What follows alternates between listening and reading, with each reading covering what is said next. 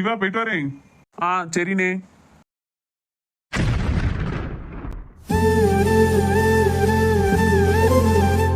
அம்மா இவங்க எங்க வந்தாங்க? Hello madam. ஷோ கூப்பிடுதாங்களே. கொஞ்சம் திரும்பி பாருங்க மேடம், ரொம்ப வெக்கப்படுத்தியல. வெக்கம்லாம் ஒண்ணும் இல்லையா, நான் எதுக்கு வெக்கப்படணும்? அப்போ அதை திரும்பி சொல்லுங்களா. திரும்பிட்டேன். இப்ப என்னவா? ரொம்ப அழகா இருக்கீங்க மேடம். ஷோ நிஜமாவே வெக்கமா தான் வருது. என்ன திடீர்னு இந்த பக்கம்லாம் வந்திருக்கீங்க, என்னன்னு தெரிஞ்சுக்கலாமா? இந்த மண்டபத்துல தான் என் ஃப்ரெண்டோட நிச்சயதார்த்தம், அதுக்கு தான் வந்தேன். அப்படியா? எங்க வீட்லயும் எனக்கு எங்க அம்மா நிச்சயதார்த்த ரேட்டு குறிச்சிட்டு தான் இருக்காங்க. டேட் குறிச்சிட்டு இருக்காங்களா? அப்போ பொண்ணு பார்த்தாச்சோ? அது மட்டும்தான் பாக்கி. வாங்க, டேட்டு குறிக்காமனு சொல்லவும் நான் கூட பொண்ணு பார்த்துட்டு தான் டேட்டு குறிக்கலான்னு நினைச்சிட்டேன்.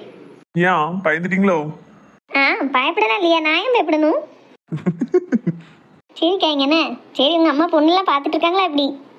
ஆமா, எங்க அம்மாக்கு மருமக அப்படி இருக்கணும் இப்படி இருக்கணும்னு ஏகப்பட்ட யோசனைகள். அப்படியே பார்த்துட்டே இருக்காவோ, கிட்டத்தட்ட 2 வருஷம் ஆச்சு. இன்னும் ஒரு பொண்ணு அமைஞ்ச பாடு இல்ல. உங்களுக்கு என்ன மாதிரி பொண்ணு வேணும்னு நினைக்கீங்க? என்னைய பொறுத்தளவுல பொண்ணுன்னு ஒண்ணு கிடைச்சாலே போதும், அதே பெரிய விஷயமா இருக்கு இப்போ. அப்புறம் உங்க கடையில எல்லா பொருளுமே வாங்கலாமாமே, அப்படியா? ஆமா, உங்களுக்கு என்ன பொருள் வேணும்னு சொல்லுங்க, நாங்க அனுப்பி வைக்கோம். அப்படியா? அப்போ 1 கிலோ புண்ணாக்கு, 1 கிலோ பருத்தி கொட்டை, 1 கட்டு வயக்க புல்லு எல்லாத்தையும் அனுப்பி வச்சிருவீங்களா?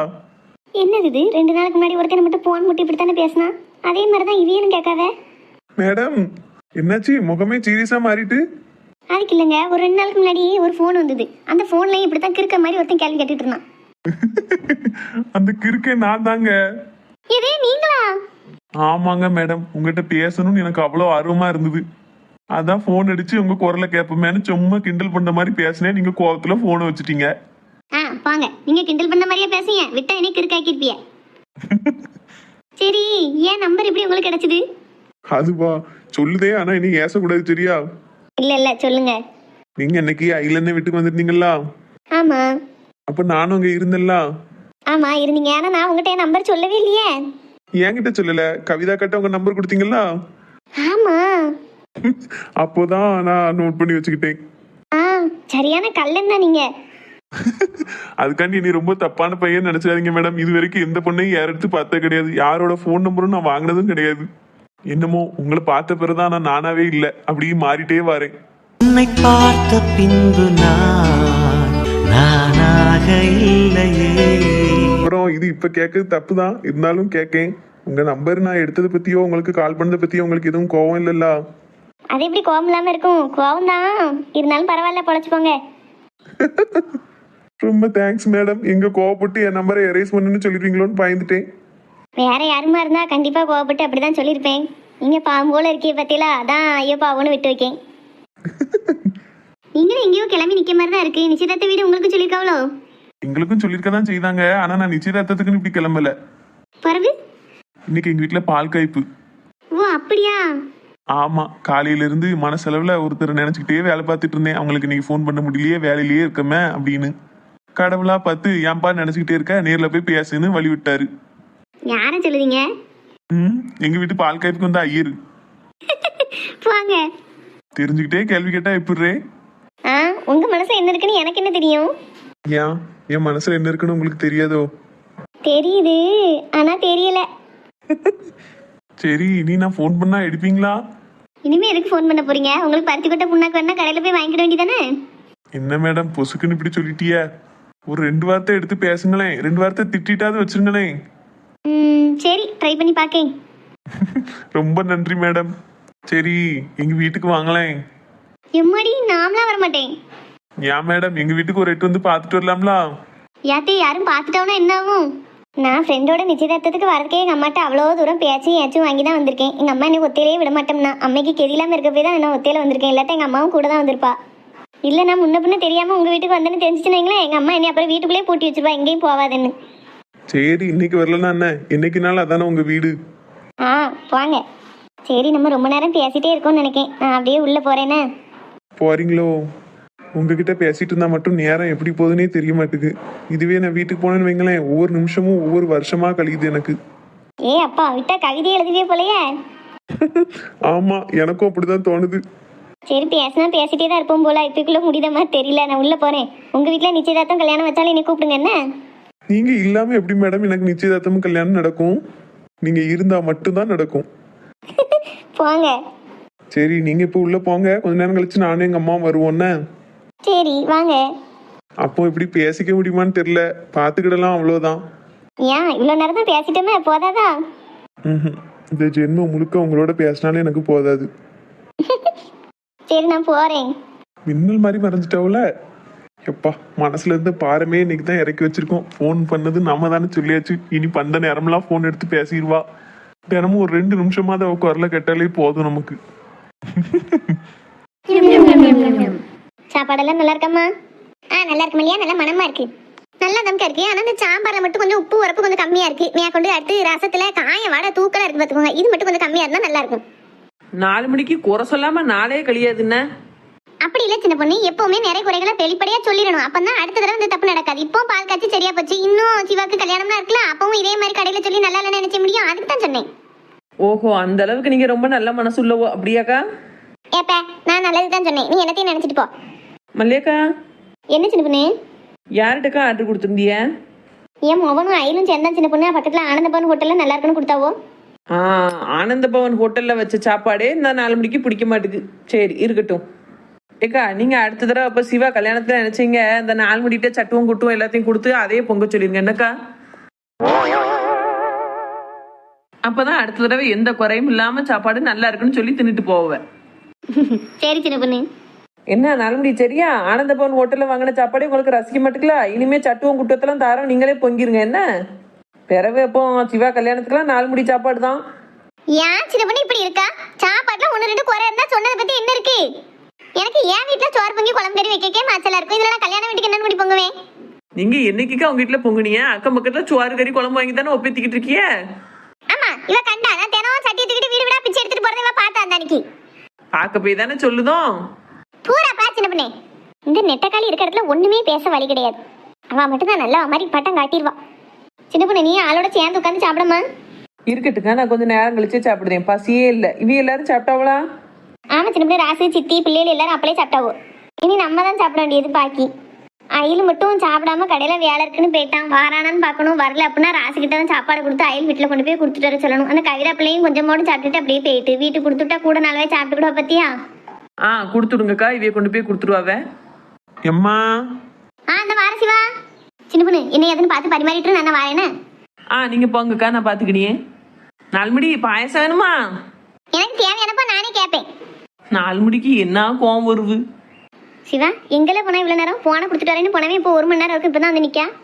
தெரிஞ்ச ஆள் ஒருத்தங்களை பார்த்தமா பேசாம வந்தா என்னன்னு நினைச்சிடுவாங்க பத்தி, அதான் பேசிட்டே நிக்க வேண்டியதா போச்சு. சரி சரி. ராசன் எங்கம்மா அதுக்குள்ள வீட்டு போயிட்டானோ?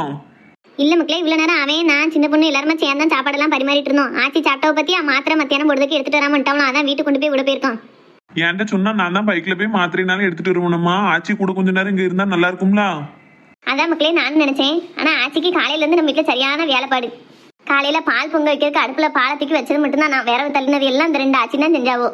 மேற்கொண்டு அடுத்து என்ன செய்யலாம் எதை செய்யலாம் அவ 2 தான் முன்ன நின்று ஒன்னொன்னா சொன்னாவோ பாத்துக்கோ. நம்மளால அவளுக்கு நல்ல வேலைப்பாடு பத்தியா. ஒரு மாத்திரத்திலே போட்டா அப்படின்னா செத்த தூங்கி இருந்துச்சாதான் அவளுக்கு கெதியா இருக்கும். இங்க தூங்குனாலும் நிம்மதியா தூக்கம் இருக்காது. ஆள்வேலை அங்கே இங்கேயும் போயிட்டு சத்தம் போட்டு கிடக்குங்களா. அதான் சரி போயிட்டு வரட்டும்னு விட்டுட்டேன் நானும்.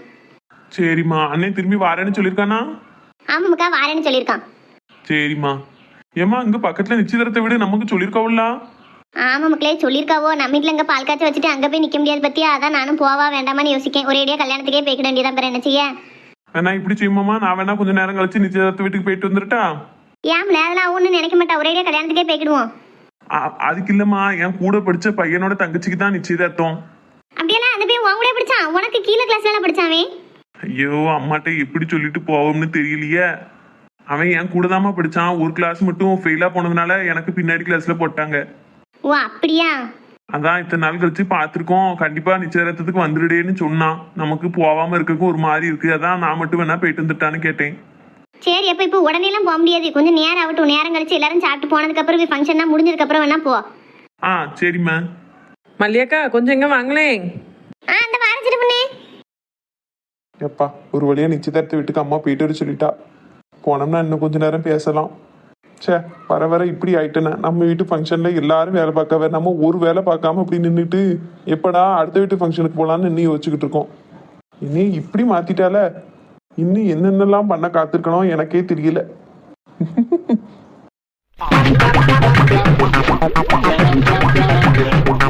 என்ன நால்முடி? ஏன்க்கா எல்லாரும் பேயறது மாதிரி நிக்கிய? முக்கியமான நேரத்துல வந்து டிஸ்டர்ப் பண்ணிட்டேனோ? அதெல்லாம் ஒண்ணும் இல்ல சின்ன பொண்ணு, சும்மாதான். சும்மா எதுக்குக்கா குழம்பு கறியில எடுத்து ஊத்திட்டு அடக்கிய? அது ஒண்ணும் இல்ல சின்ன பொண்ணு, குழம்பு கறியில் இவ்வளவுதானே இருக்கு பத்தியா? நம்ம எல்லாரும் சாப்பிட்டு முடிச்சாச்சு, முட்டுக்கான மிஞ்சத்தானே செய்து, அதான் ஒவ்வொரு கிளாஸ் மட்டும் வீட்டுக்கு எடுத்துட்டு போலாமேன்னு எடுத்துக்கிட்டு இருக்கோம்.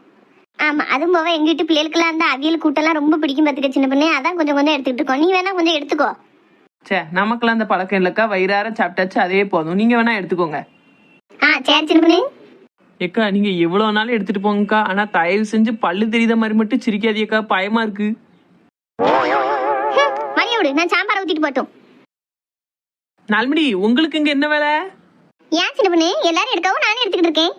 அவள்லாம் சாப்பாடு நல்லா இருக்குன்னு சொல்லி சாப்பிட்டாவ, அதனால எடுத்துட்டு போறாவ. நீங்க என்னதுக்கு எடுக்கிய? சாம்பார்ல உப்புல உரப்புல ரசத்துல காயப்படி தூக்கலா இருக்குன்னு சொல்லிட்டு இப்ப எதுக்கு நீங்க தூக்கிறதுக்கு வந்து நிக்கிய? போதும், நீங்க ஒண்ணும் செய்யண்டா. அவ ரெண்டு நல்லா இருக்குன்னு சொன்னாவோ சாப்பிட்டதுக்கு எடுத்துட்டு போறாவோ. நீங்க தான் நல்லா இல்லன்ட்டியெல்லாம் இனிமே நீங்க எடுக்க கூடாது. ஏன் நான் எடுப்பேன், உனக்கு என்ன இதுதானே வா வீட்டு சாப்பாடா? மல்லியாக்கா அன்னைக்கு சொல்ல வந்தப்ப எவ்வளவு நாள் எடுத்துட்டு போ, கூட்டு குழம்பு எவ்வளவு நாள் எடுத்துட்டு போ, நான் ஒண்ணுமே சொல்ல மாட்டேன்னு சொல்லிட்டாவே. சாமியா வர கொடுத்தாச்சா, பூசாரிக்கு என்ன வந்து இப்போ? பூசாரிக்கு புண்ணு வந்தது. ஏப்பா உன்ட்ட எவா பேச? நான் வாட்டிக்கு எடுப்பேன், நான் வாட்டுக்கு போவேன். உன்ட்டெல்லாம் பர்மிஷன் கட்டுக்குலாம் இருக்க முடியாது. வந்துட்டா. ஒரு ஃபங்க்ஷன் வீட்டுக்கு வந்தா நல்லதான் 4 வார்த்தை பேச கிடையாது, எல்லாத்தையும் குறையாவே சொல்ல வேண்டியது. கடைசி வீட்டுக்கு போகும்போது மட்டும் எல்லாத்தையும் வலிச்சு நக்கிட்டு போயிட வேண்டியது. இதெல்லாம் என்னைக்கு தான் திருந்த போதா தெரியல. எப்பா வேலையெல்லாம் முடிச்சு உட்காரல தான் நிம்மதியா இருக்கு. என்னன்னு முடிக்க போறோமோன்னு கவலையா இருந்ததுக்க. அது அப்படித்தான் மல்லியா, எந்த வேலையா இருந்தா நமக்கு ஆரம்பிக்கிற ரொம்ப பெரிய வேலையா தெரியும் பார்த்துக்கோ. ஒண்ணு ஒண்ணா செய்ய அப்படியே பனிவோட கரைஞ்சிரும். நீங்க எல்லாரும் ஆளுக்கு ஒரு வேலையெல்லாம் பார்க்க போய் தான் முடிஞ்சிருக்கு. ஆமாக்கா, பிறகு அக்கம் பக்கத்துல நாங்க எதுக்கு இருக்கோம்? எல்லாத்தையும் உங்களுக்கு லேசாக்கி தரது தான் இருக்கோம். ஆமா நாள்முடி, உங்களை மாதிரி ஒரு உதவி பண்ணவோ எல்லாருக்கும் வேணும். அத்தனை பாத்திரத்துல உள்ள குழம்பு கறி எல்லாத்தையும் ஒரு சொட்டு விடாம நீங்க வலிச்சு எடுக்க போய் தான் எங்களுக்கு அதை கழுவி கவுத்துக்கு ஈஸியா இருந்தது. ஏன் சிறுபடி இப்படி இருக்கா? ஏக்கா ஏன் நீங்க எல்லா குழம்பு கறியும் எடுத்து வலிச்சிட்டு போட போய் தான்க்கா சீக்கிரமா கழுவி கவுத்திட்டு உட்காந்துருக்கோம். இதுவே கொஞ்சம் நெஞ்சம் மிச்சம் வச்சுருந்தேன்னு வைங்களேன், அதை மாத்தி எதுல வைக்க இதை மாத்தி அதுல வைக்கன்னு ஒரே குழப்பமா ரொம்ப நேரம் வேலையில இருந்துட்டே இருந்திருக்கும். நல்லதானக்கா சொன்னேன், என்ன தப்பாவா சொன்னேன்? சிவா எங்க மல்லியா ஆளையே காணும். அவன் இவ்வளவு நேரம் இங்க தான் இருந்தான். பக்கத்து மண்டபத்துல நிச்சயதார்த்தம் வச்சிருக்கா பத்தியில, அது வந்து இவன் சிநேகிதனுக்கு தங்கச்சியான். சரி, அவன் இவனை பார்த்தானா, ரொம்ப நாள் கழிச்சு பார்த்துருக்கோம், என் தங்கச்சிக்கு நிச்சயதார்த்தம் வச்சிருக்கேன், கண்டிப்பா வந்துருன்னு சொன்னானா. அந்த அன்னைக்கு முதல்ல சொல்லும் போது தட்ட முடியாத ஒரு 8 பேர் தலையை கட்டிட்டு வரணும்னு போயிருக்கான். ஏக்கா பக்கத்துல நிச்சயதார்த்த வீட்டுக்கு உங்களுக்கு சொல்லியிருந்தாவளோ? ஆமா சந்தி, இங்கேயும் ஒரு 8 சொல்லிட்டு தான் போனாவே. ஆனா எனக்கு தான் அந்த அளவுக்கு போறதுக்கு விருப்பம் இல்லை. அங்க தெரிஞ்ச ஆட்களே கிடையாது பத்தியா. அந்த அக்கா மட்டும்தான் ஓரளவுக்கு தெரியும், நம்ம சொந்தக்காரங்களும் கிடையாது. போக வேண்டாம்னு நினைச்சேன். கடைசி அவன் ஸ்நேகிதனுக்கு தங்கச்சின்னு சொல்லிட்டானா, சரி போயிட்டுவான்னு விட்டுட்டேன். ஓ சரி சரி, கிறிஸ்டின் கல்யாணம் பத்தியில நல்லா பிரியாணி எல்லாம் போடுவாக்கா, போய் சாப்பிட்டு வரட்டும். 4 மணிக்கு எப்பவும் சாப்பாடு மேலதான் கவனம். அப்பெல்லாம் ஒண்ணு இல்லைன்னு. ஆமாக்கா, பிறகு உங்க கவனம் பூரா பிரியாணி தானே போச்சுப்போம். எவ்வளவு பெரிய விஷயம், ரொம்ப நாள் கழிச்சு பார்த்தா ஒரு ஃப்ரெண்டா என் தங்கச்சிக்கு நிச்சயதார்த்தம் வந்தே தெரியணும் இந்த பையன் சொல்லிருக்கோம்னா எவ்வளவு நல்ல பையனா இருக்கான், அதெல்லாம் யோசிக்க மாட்டேல. மல்லியாக்கா, என்னக்கா வேலையெல்லாம் முடிஞ்சுதா? எல்லா வேலையும் முடிஞ்சிட்டு ராசு, ஆள்வெல்லாம் வந்துட்டு போயிட்டாவோ. நாங்க எல்லாரும் ஆளு பேருமா ஆளுக்கு ஒரு வேலையை பார்த்து எல்லா வேலையும் முடிச்சாச்சு.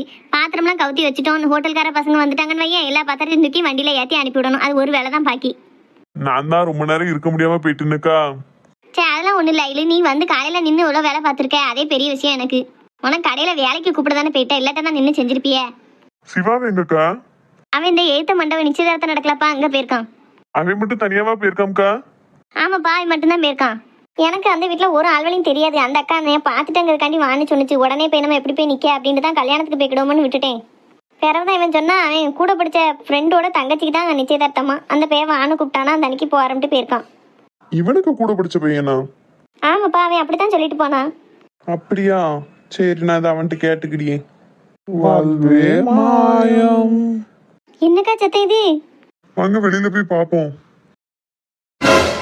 வாழ்வே மாயம், இந்த வாழ்வே மாயம், தரை மீது காணும் யாவும் கண்ணீரில் போடும் கோலம் நிலைக்காதம்மா.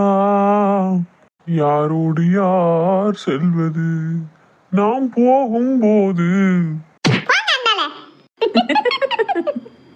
மரணம் என்னும் தூது வந்தது, அது மங்கை என்னும் வடிவில் வந்தது. சொர்க்கமாக நான் நினைத்தது, அது நரகமாக மாறிவிட்டது.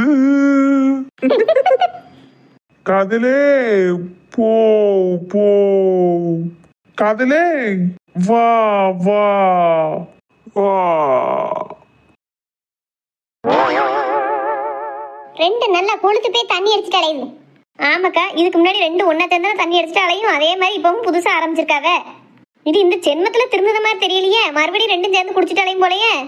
உனக்காச்சும் பரவாயில்லையே மல்லியா, கேரளால போய் கிடக்கனால வேலை பார்க்க போய் உனக்கு தொல்லை இல்லாம நீ நிம்மதியா இருக்கா. என் வீட்டுல உள்ளது எந்நேரமும் வீட்லயே தான் கிடக்கு. தண்ணி அடிக்க வேண்டியது, சத்தம் போட வேண்டியது, இப்படித்தான் கிறுக்குத்தனமா ஏதாவது உளறிட்டு கிடக்க வேண்டியது. என்ன செய்ய சொல்லுத, வருஷ காலம் நமக்கும் கழியுது இப்படி.